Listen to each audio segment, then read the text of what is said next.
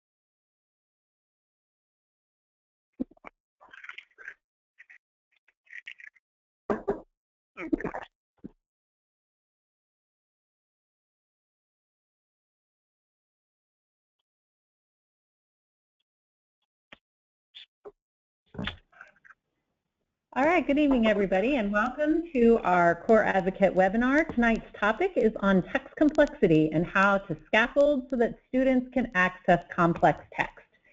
So joining us tonight, I'm Joni Funderburk, and joining me is the rest of the Field Impact team at Student Achievement Partners. Sandra Alberti and Janelle Fan are here.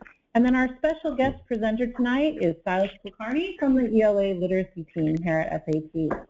For those of you that might not be familiar with the Core Advocates program, we'd like to share quickly that Core Advocates are a nationwide network of educators who believe in the potential of the standards, who are eager to support their colleagues and communities in understanding and advocating for the standards, and that understand and embrace the shifts in instruction and assessment required by the standards.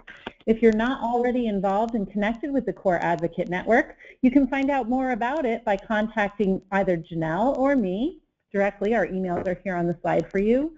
We also have a database that you can join to get into our mailing list, and you can find access or gain access to the Core Advocate Network through our website, achievethecore.org. For those of you that tweet, we love having some live tweeting happening alongside the webinar. So if you are a tweeter, go ahead and log into your Twitter account right now. And we do tweet using hashtag Core Advocates. We also have Twitter accounts for Student Achievement Partners at Achieve the Core. My Twitter handle is at Joni Fun. Sandra is S. Alberti, and Silas has a Twitter handle as well. So we'd love for you to tag us on your tweets tonight. During the webinar, we'll have you accessing documents. For those of you who haven't already done so, download the handouts that are associated with tonight's webinar. Silas will be having you interact really carefully with all of those documents tonight. So please download them so that you have quick access to them as we get to them. We'll also have some polling and question features where we ask for your input as we progress through. So be sure to use the questions box in your control panel to answer questions or to send questions that you might have directly to the facilitators tonight. And then we have a polling feature. When that comes up, you'll see a separate box actually pop up on your screen for you to go ahead and engage with when you see that blue box. Immediately following tonight's webinar, you'll receive a survey from us. We greatly appreciate your feedback, and we use it to help improve our webinars from month to month.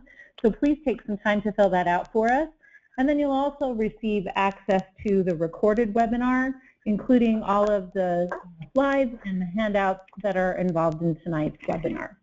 So we're really excited to have Silas joining us, and the goals for the webinar tonight, specifically around text complexity, include hoping that all of you gain an understanding of how to connect analyzing text complexity to scaffolding for student success.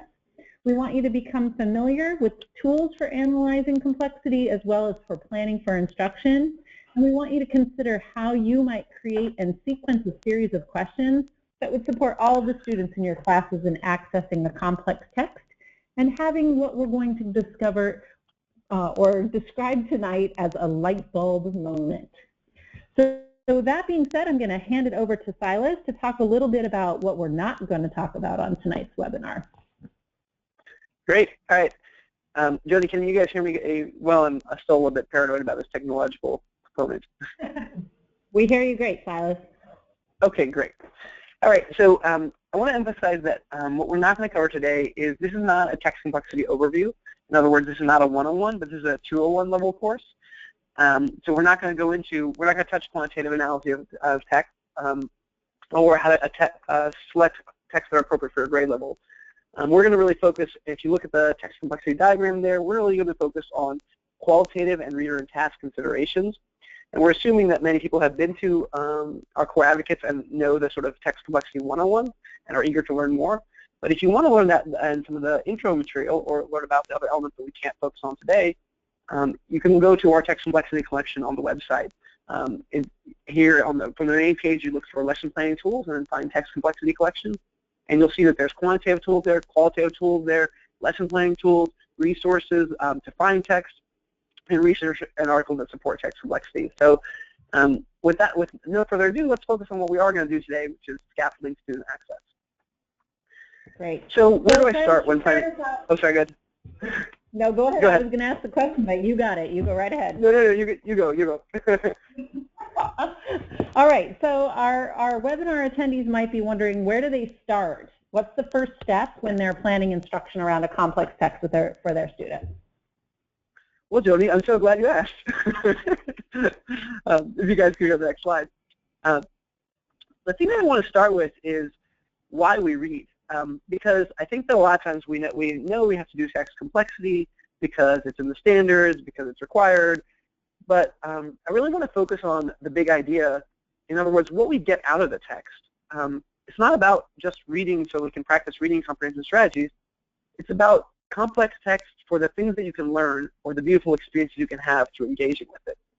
And what we'll discover is that complexity and evidence are going to go hand in hand in making that connection for us. So just a quick question, I'm curious, before we dive too deeply, from the audience, I kind of want to know what people think. And if you've been to hear me or David Lieben talk before, you can answer here. But these are all features of complex text. Just take a look at them real quick. Qualitative features.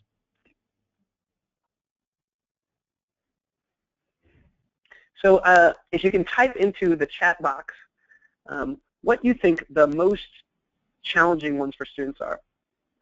And it varies text to text, but there are two that come up the most commonly across text. So type into the chat box what you think of these elements the most complex or challenging for students are.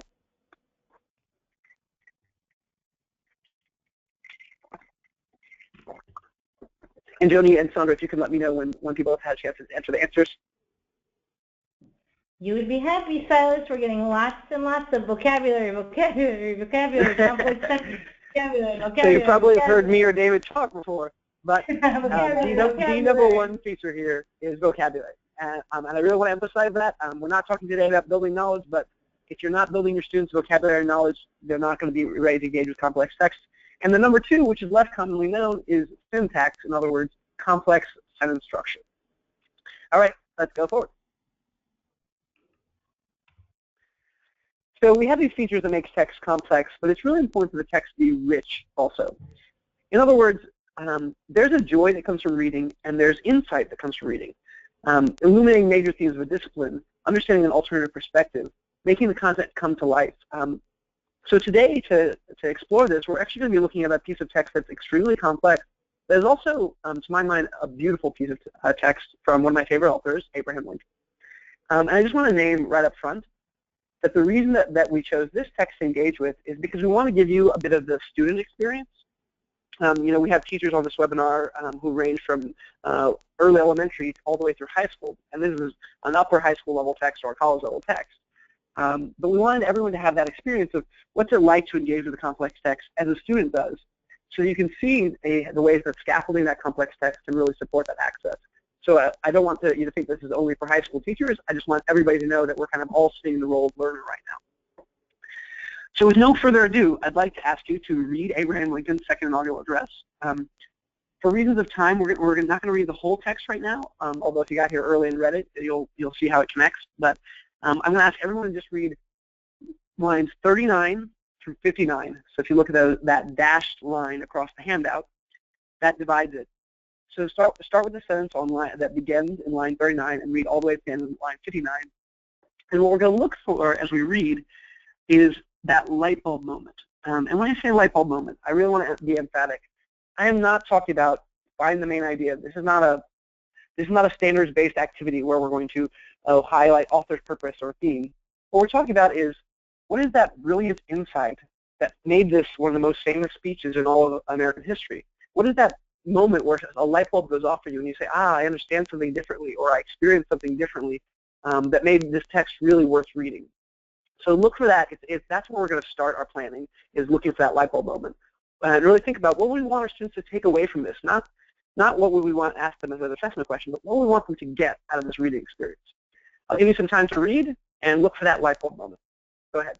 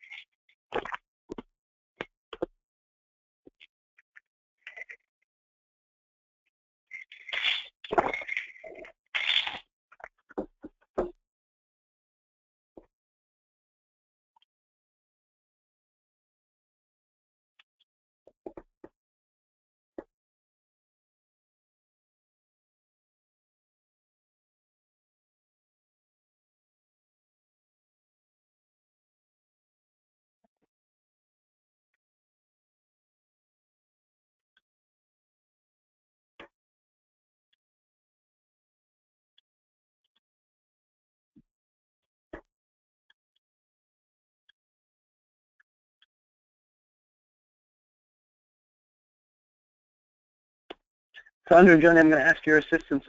Has that been enough time for folks to read? I think we're going to give about 30 seconds more. Okay.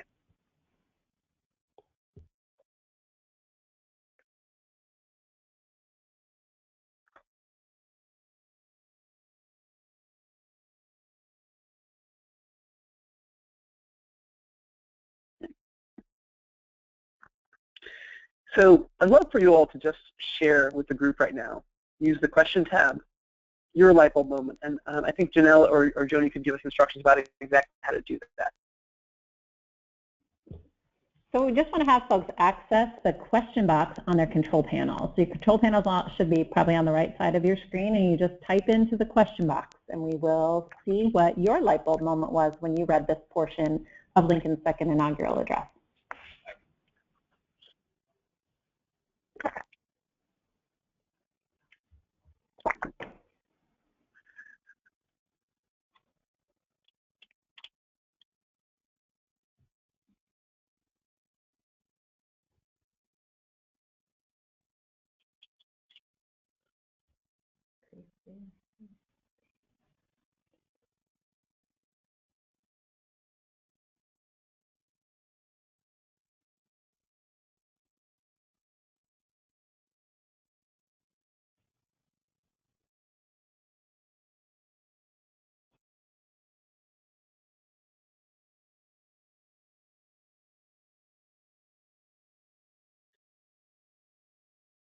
And Jody, just let me know when I should pick up because I don't want to interrupt people's opportunity to share their questions.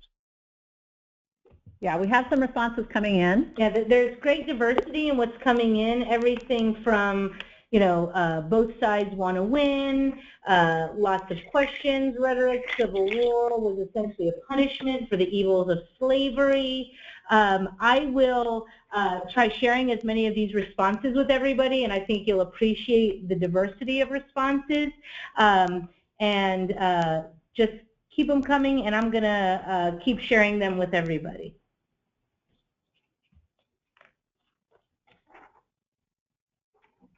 Actually, can we go back just one slide? So this tiny portion of text, about 21 lines, is full of a tremendous amount of depth. So there's many different light bulbs you could have. But I wanted to share mine. And before I do, I'll just say a light bulb moment could come from key information, could come from a theme that runs across it. It could come from one specific line that really illuminates something for you. And for me, my light bulb moment in this, it came from one specific line.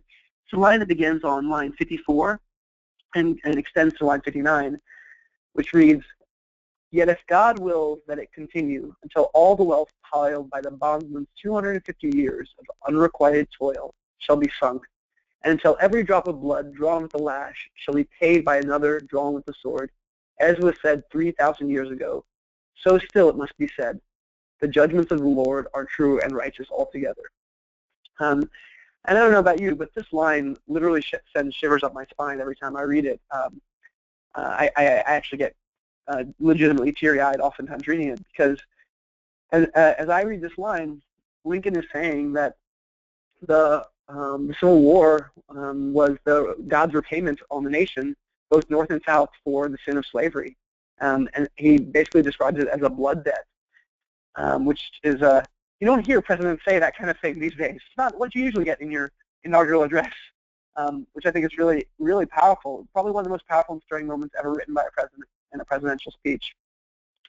So that to me is my light bulb moment. But now that I have that light bulb moment, I want to get my students there, but how do I get them to that big idea that Lincoln shared with the world? How can I help them experience what I just experienced? In other words, how do we help them find their way to that light bulb? If you look at this treasure map right here, you can imagine this as our role as teachers, creating a pathway for students to navigate to that treasure, which is the inside of a rich text. And if you look at this little skull here and the snake and other different silly images, you could think of those as the obstacles or pitfalls that would prevent our students from getting to that beautiful light bulb moment at the end of a rich reading experience.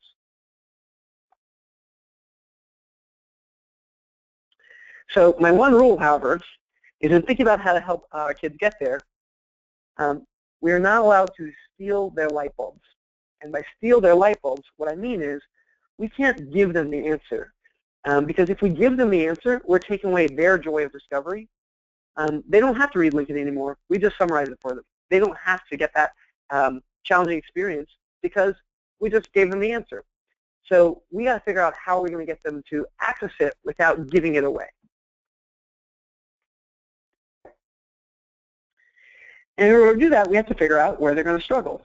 What elements of this text are those pitfalls that they're going to fall into? So how do we answer that question? Well, the short answer is we look at the qualitative elements of complexity. So where I want to take us next is to the rubric that's in your handout. So if you could please flip to the next page of your handout. I think it has, there's a chart of quantitative complexity, which I'm not going to go over, and then you should find a page that says text complexity, qualitative measures rubric for informational texts. And I do want to emphasize that there are two versions of this rubric, one for informational and one for literary text, and we're going to focus on the informational one, but the literary one is available on achieve the core.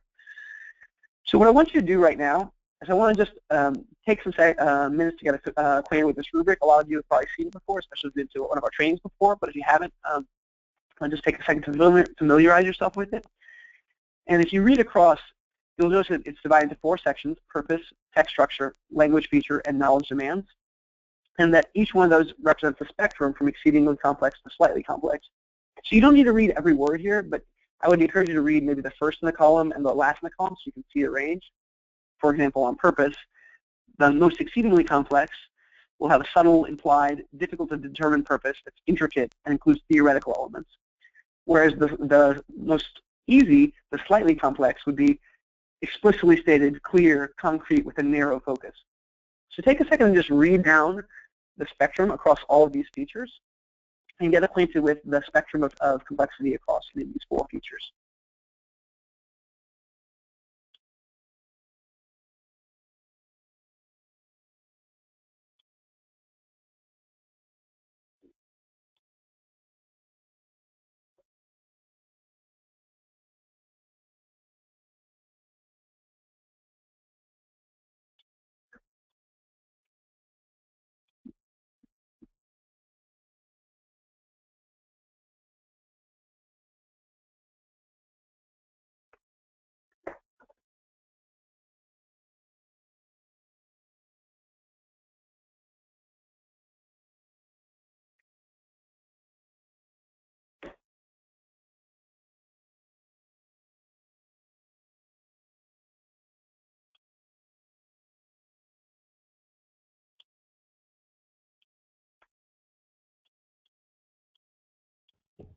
All right, just to give folks a reference point, we're going to give you about 30 more seconds with this.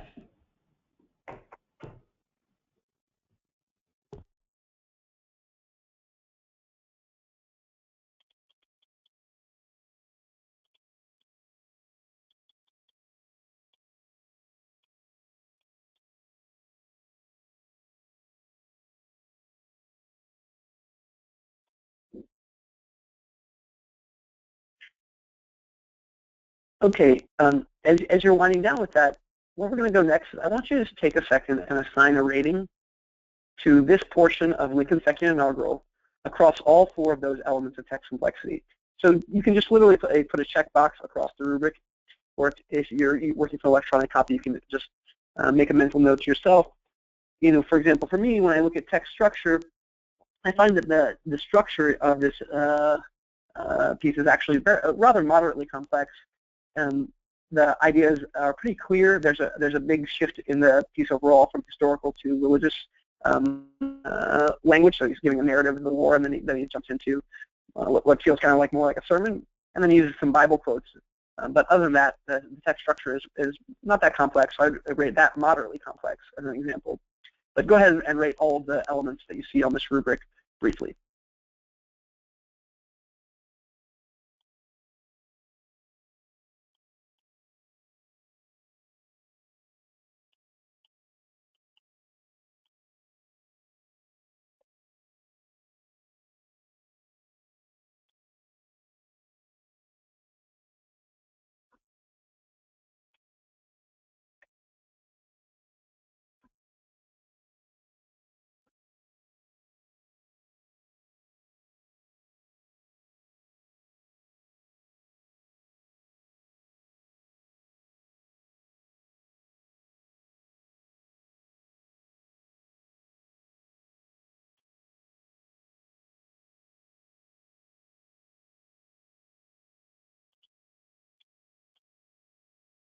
And I think we're just about ready to go to a poll. I'd love to just ask everyone after having, or actually I'll let our team who does the questions and polls lead this one because they know how to explain it. Joni, Janelle, can you jump in here? Tell them how to do this. Sure. So qualitatively, which elements of the text require the most scaffolding for student exit? 1 second to post on launch.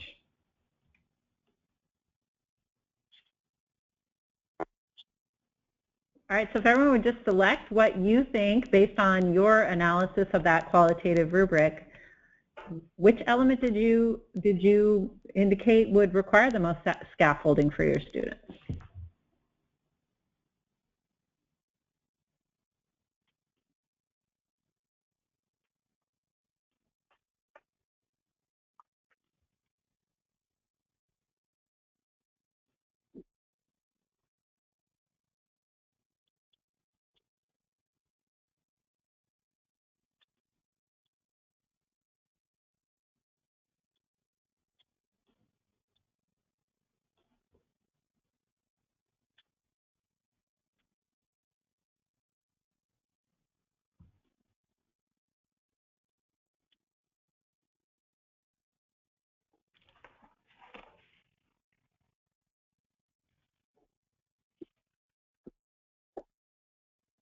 I'm really Right, eager to see what this vote comes out.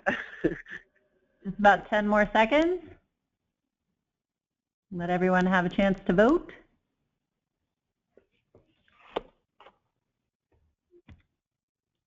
All right, let's see what you said. All right.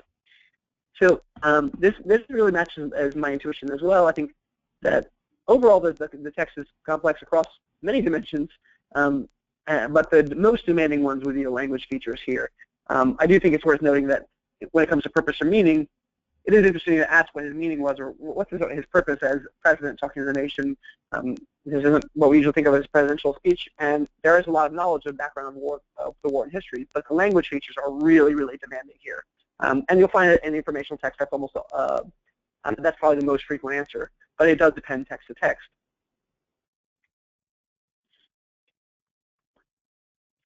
Oh, then it looks like we lost our slides. But ultimately, it's not the rating that we gave. It's the evidence that we come up with, because that evidence of what made it complex, the specific sentences, paragraphs, words, ideas, are the exact same things that are going to cause our students to stumble. So by collecting that evidence, we're preparing to scaffold student access. So given that language is the most complex feature of this text, let's actually drill down and collect some evidence about what makes the language in this excerpt complex. And I want to emphasize that I'm only talking about lines 39 through 59 here. There's plenty more in the whole speech, but we're going to just focus on that part to be narrow. So there's 5 categories across language that I'm going to just focus on here. Vocabulary, you can see bolded with exclamation marks. That's for you, David Lieben. Syntax also bolded, because it's the second, as well as archaic language, in other words, ways that we don't speak anymore. Words with alternative definitions, where a word is used in to mean something different than it usually means, or figurative language. So let's take an example of each. So let's start with vocabulary. I want everyone to just take a second and go through. If you want to type in the chat box, that'd be great. But I want everyone to go through Lincoln's second inaugural, lines 39 through 59, and find examples of vocabulary words that you think might create challenge for students, academic vocabulary, a challenging vocabulary. Go ahead, type them into the chat box, or just make a mental note of them. You can underline them if you have a printout.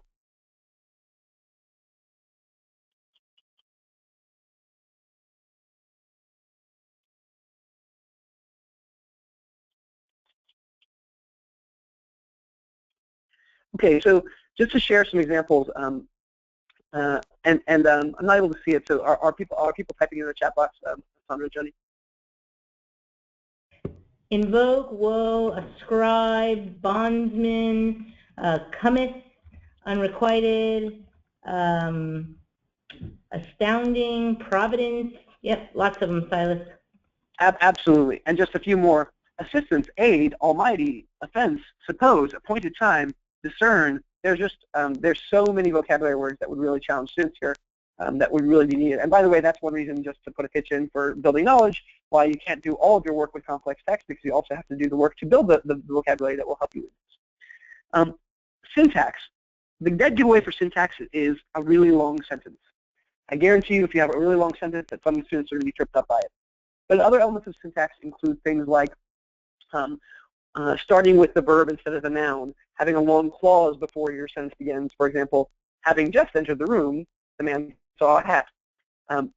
So look for any really long sentences or sentences that have unusual word order or complex clauses. Just find a couple examples and type them in the chat box.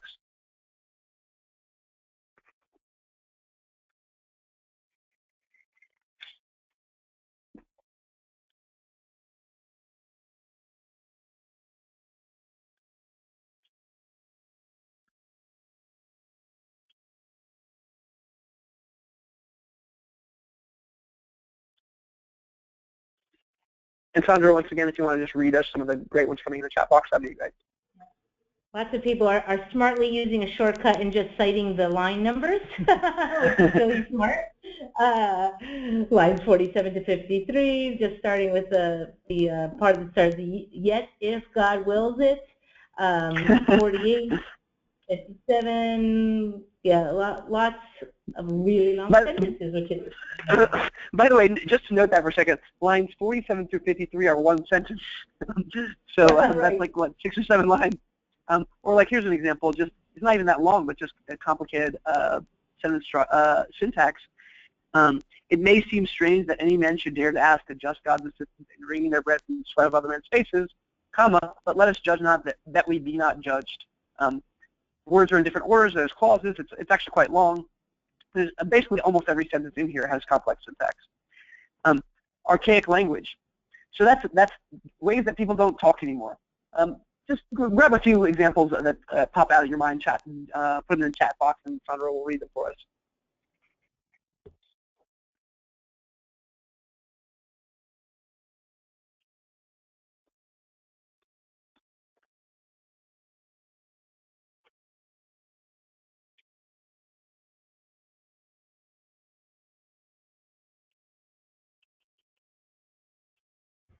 So we're seeing a lot of woes, commits, a lot of thereins. Yep. Yeah, every time you have a commit, that's from King James Bible, where it's a way we don't speak anymore, obviously. Another one that strikes my mind is, it must needs be that. Nobody talks that way anymore. And then lastly, let's talk about figurative language, times when Lincoln isn't being literal, but is being metaphoric or illustrative with his language. See if you can find any good examples and type those in the chat box.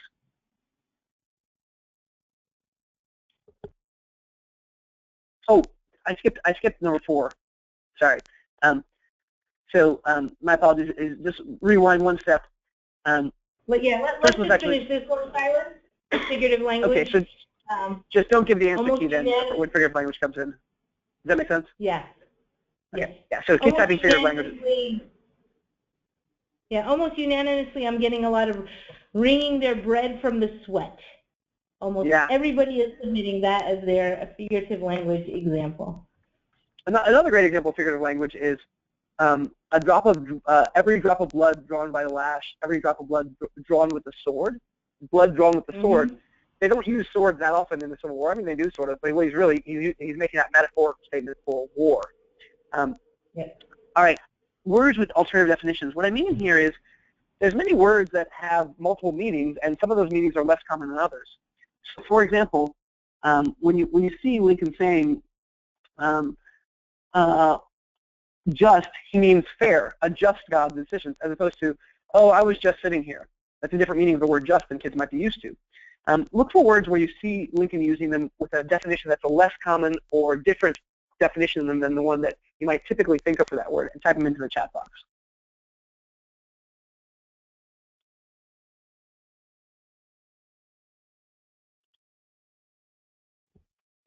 We're getting still, providence, drawn, offenses, will, sunk. Yeah, sunk meaning here, destroy their wealth, not meaning a boat is sunk. Offensive. Or for example, offenses doesn't mean like I offended you. It means sin in the King James version of it. A pile meaning built up. Drawn meaning a drop of blood is drawn, not meaning drawing like a drawing on the paper. Exactly. If it isn't clear by now, the language demands text are in tense, and we're going to need to really support our students here. And I want to just emphasize here that though there's a ton of demanding language here, we can't teach all of it. We won't have time. So what we're going to have to do is focus on those elements of this that are most necessary towards getting to that big idea. So once you get this analysis, you collect all this evidence of all the things that are complex, you start picking elements of complexity to focus on that will be steps on the pathway towards the big light bulb moment. So that's a lot of work, mental cognitive effort. I want to just give us a chance to reflect for a second here.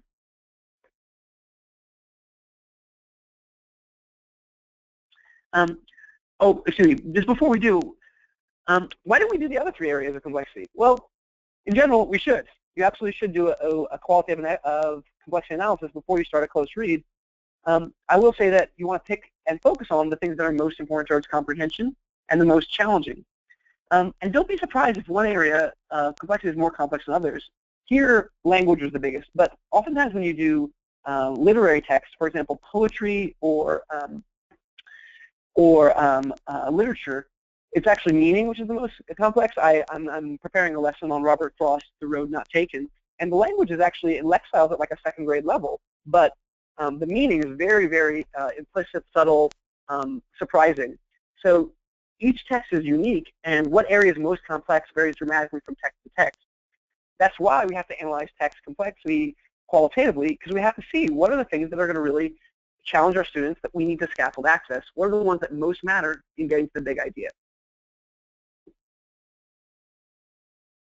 So let's take a second and digest this, pause and reflect. Just how do these concepts of complex text and corresponding big ideas connect to you in your classroom? And if you take some time to reflect on that, feel free to share that with the group in the chat box.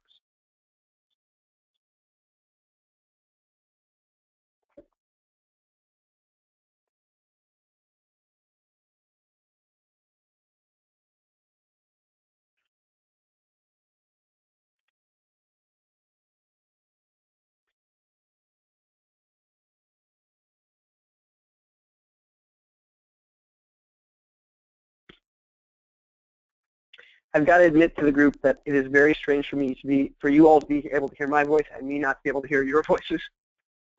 So I rely on Sandra to funnel the internet into a human interaction for me. If we want students to be successful with these texts, we need to have them know where these tough areas are within the text and scaffold them. We're always looking at the text as complex, but sometimes don't know what we're looking for, so this is helpful. Finding a point of entry for students.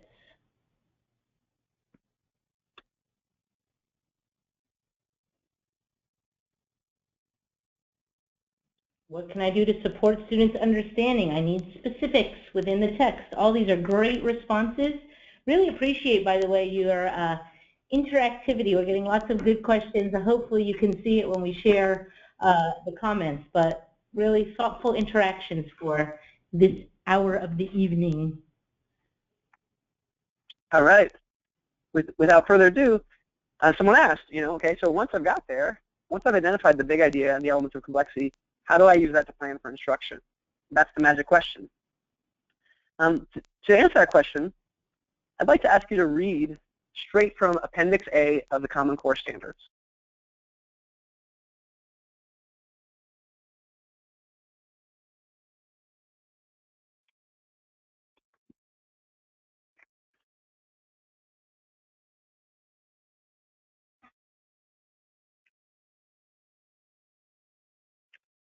And what you'll notice as you read this is that the Common Core are named that not just students are behind, but all students will need scaffolding as we go to more and more challenging texts that are necessary for college and career readiness. So I don't want you to just think of scaffold as what we do for kids who are behind.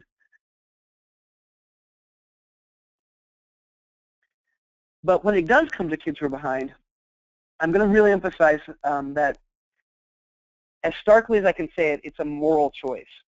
We have the choice between giving kids who are behind less, something that's easier, taking away the challenges for them, and trying to make their lives easy, or helping them meet those challenges by giving them more support. So it's either easier text or more support with more challenging text, and I'm going to argue strongly for the latter, because there is no evidence whatsoever that struggling readers catch up by reading simpler texts. So if we want our readers to catch up, we're going to have to challenge them, and if we're going to challenge them, we can't throw them in there without a life preserver. We have to give them that support.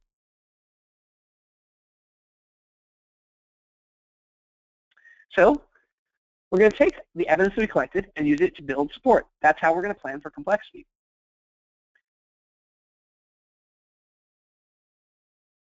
Next slide, please. And as we build questions that help students think about and navigate those challenging parts of the text, I want to emphasize one of the profound insights of cognitive science. The author quoted at the top of this slide, Daniel Willingham, wrote a great book about education, which I recommend to everyone, called Why Don't Students Like School? He's probably the best cognitive scientist writing about education today. And his main point is that memory is the residue of thought. What that means is, if I tell you it, you don't remember it. But if you think about it and figure it out for yourself, you'll remember it and learn it. That's why we give questions, not answers. And we think of questions and tasks as clues. It's not an assessment. I mean, it can be an assessment, but ultimately, we're trying to create something that provokes thought, because high-quality questions and tasks will model the thought processes of proficient readers. By asking them to walk through the steps that a proficient reader would walk through, they learn those habits of mind that help them navigate the most challenging elements of text.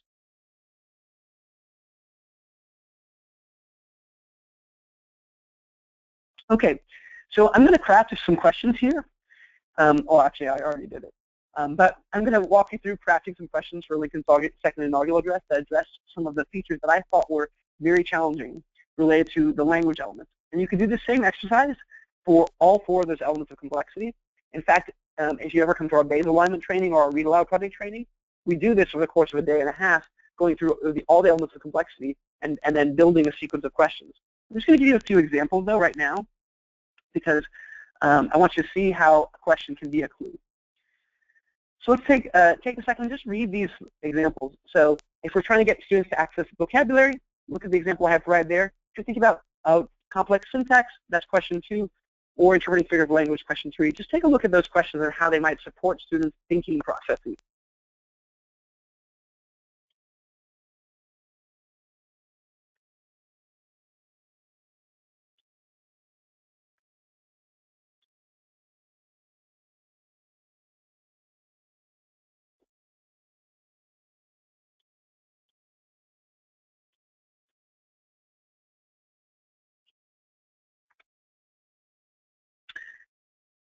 Let me just draw your attention to some of the features of these questions, because you'll notice that they're a complex mixture of giving a little bit of information and then asking the students to figure out some information. And that balancing act between providing support without giving away the answer is the real artwork of lesson planning. So in the example about vocabulary, you'll notice that I provided the definition for the word bondsman and toil. Or if you go back to the handout, they're actually in a glossary at the side. There's a lot to say about vocabulary, but the short version is not all words can be inferred from context. So some of them you just need to provide. And those are the ones that I determined that couldn't be inferred from context, so I just gave them. But given those words, I think that they could figure out the meaning of unrequited from context, and by thinking about it, they're going to learn more. Likewise, when it comes down to question 3, interpreting figure of language, first of all, I told them where to look to reread this section. That in itself is a scaffold, having people reread some portion, draw their attention and their thought to it. I gave them the meaning of the word lash, because I didn't think they could figure it out, but then I asked them to try and figure out how a drop of blood drawn with a lash, what that might mean. And in the context of slavery, I think most students could figure out that if you mean whip, you're talking about a lash, you're talking about the blood of somebody who has been abused in the system of slavery, and that connects to this big idea that we're getting to, that there's a price to be paid for that great American sin of slavery. Next slide, please. So we got the basic idea of questions as clues. But we want to say, how are we going to use these clues to help our students find their way to that big idea? Well, the answer, next slide, please, is to create a breadcrumb trail. So if each question is going to be a clue, you have to pick what clues are going to actually lead to the light bulb that you want. And you'll find that sometimes you'll write questions that are great questions that actually don't serve a necessary goal towards getting to the light bulb, and you'll eventually discard them. And then other times you'll find that you laid a great path and there's one big gaping hole in it, and you have to go back and write more questions or create more tasks that will help students navigate that bump that you didn't anticipate when you first started lesson planning. Next slide, please. So the question I want to leave you with, it's really a question that you could think on for hours. You could spend a lot of time on our website and a lot of time engaging with your colleagues and peers, is how can carefully crafted and sequenced questions create a breadcrumb trail to the big idea of a complex text?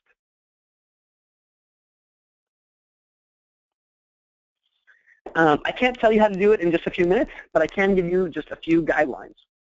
So take a second to read over these guidelines as just a crash course summary of how you can create that breadcrumb trail.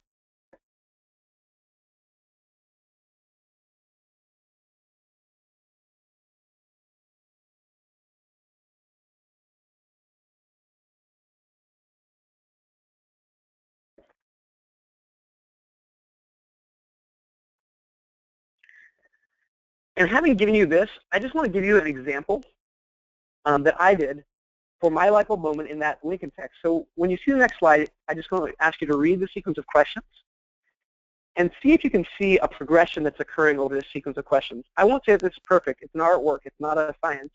But this is my sequence that leads up to that culminating question and highlighting green at the bottom.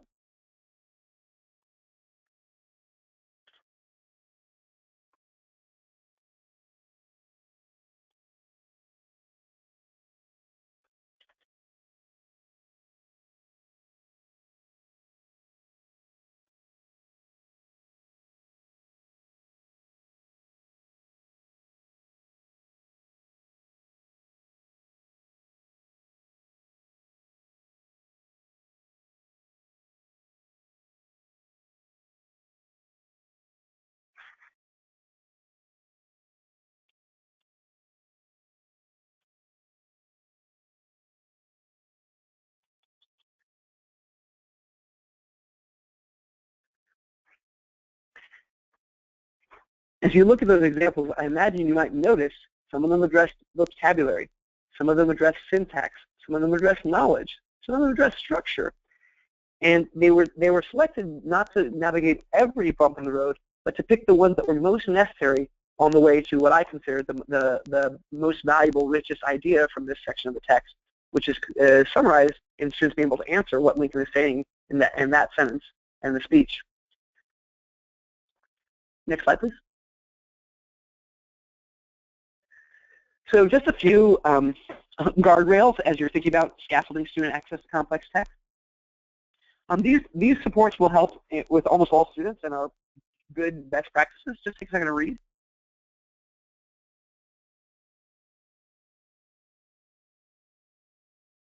And you'll notice the second last bullet that relates to our text sets project, building knowledge and vocabulary with other reading of other texts. But the best scaffold that we can give are questions that are text-dependent and text-specific, basically encouraging them to think about specific parts of the text and supporting them as they do so. On the flip side, there's certain things that we would strongly discourage you from doing. Take a second to read this list of ways not to support struggling learners.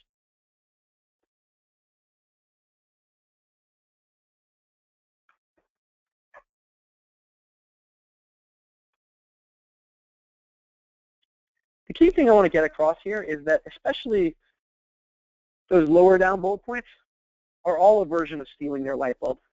When you make the text simpler, you have the rich experience of reading Lincoln. They have the less rich experience of reading your summary of Lincoln. When you explain the meaning, they no longer have a reason to experience that moment of discovery. You've just done it for them. So don't think that you're supporting them by taking away their learning opportunity.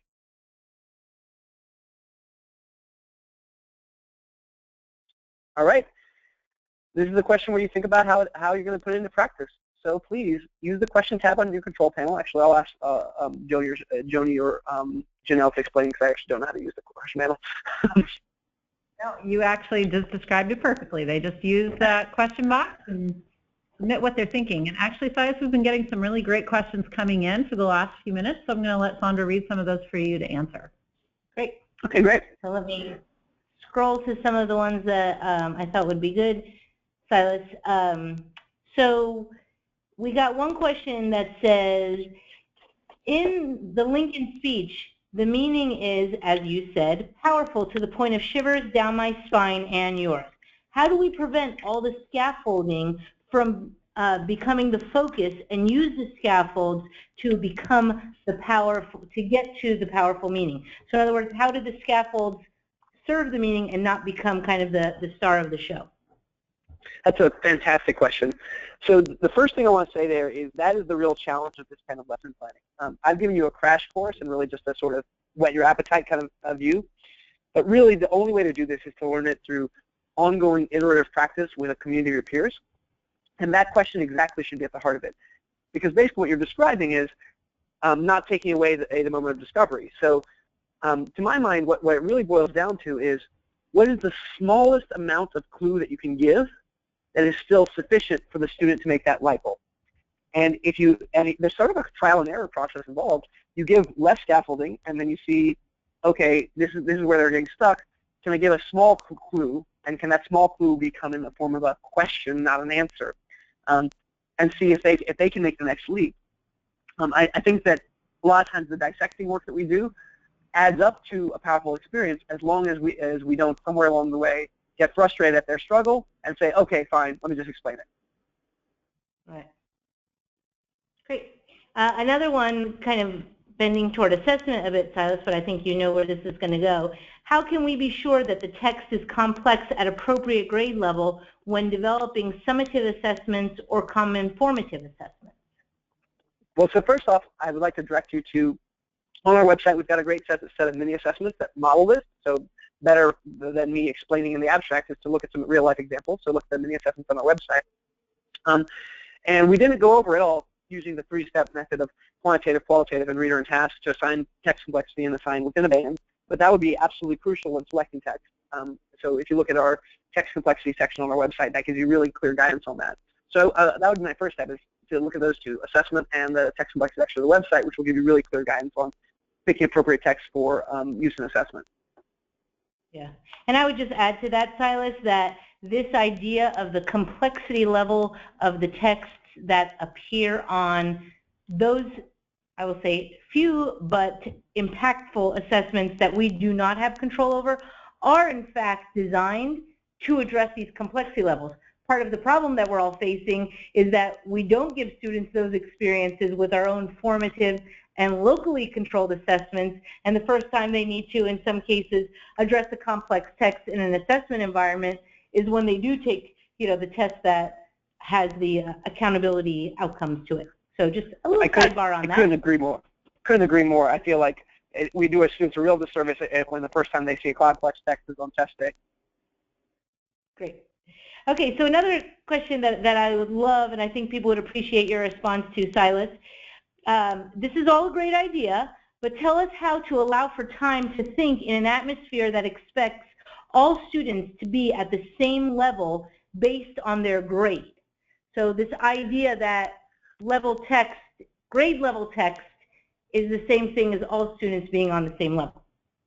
Okay, wow, there's a bunch of things going on there. So I'm going to throw a few out, and Sandra, after I'm done, feel free to jump in yourself.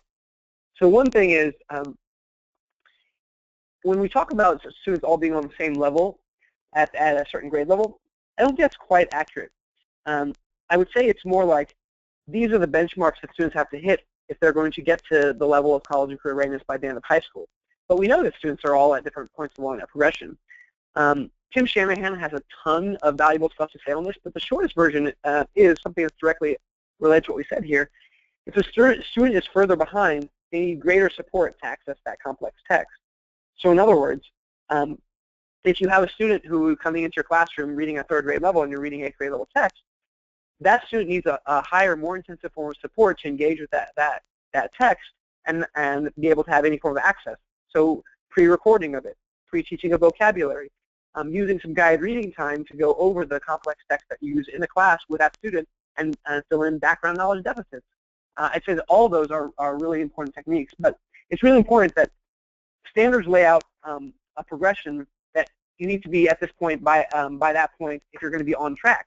But it doesn't say that everybody's going to be equally or identically the same.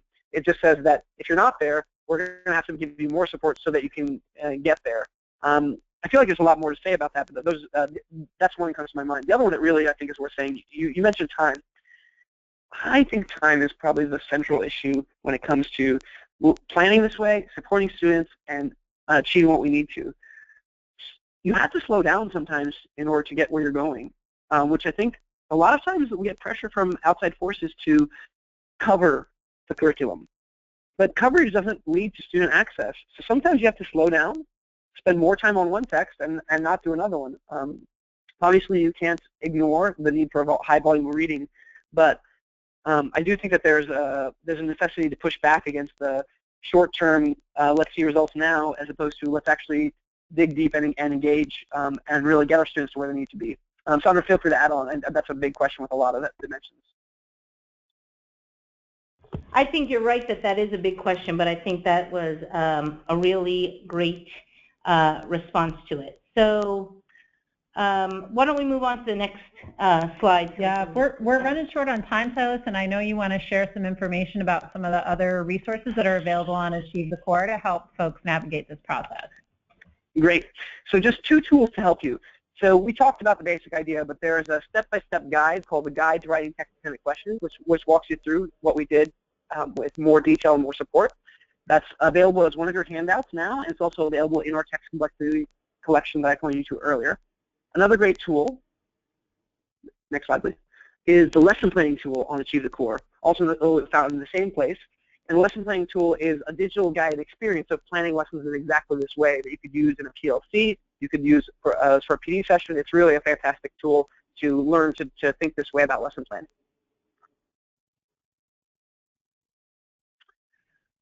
All right, I'm going to pass it off here because this is where we get to next steps. That's right.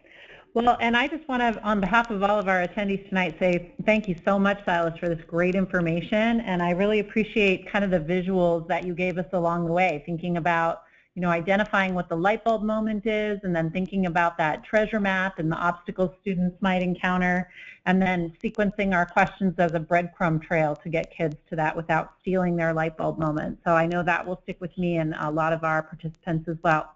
So we would love for all of you that have joined us tonight to take this information that you've learned back into your own practice. And we really appreciate the opportunity when you share that with us, so we know how your participation in the learning that you experienced tonight actually translates into better student outcomes.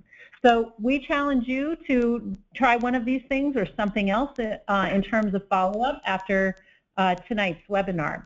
We also would like to put a shout out for next month's webinar. We do our monthly Core Advocate webinar series on the 3rd Tuesday of every month at this time. Gosh, by next webinar in March, we'll be back on daylight saving time, but we'll switch gears from a literacy focus to a math focus in our next month and talk about rigor in math. And our registration link is there. When you receive the archived recorded version of this webinar, you can access that link. Additionally, we have resources for you, so we encourage you to access those. And again, remind you that you will receive a survey link after the webinar is over, as well as access to all of the archived information within a day or so. So on behalf of everybody, we thank you all for attending and hope that everyone has a great night.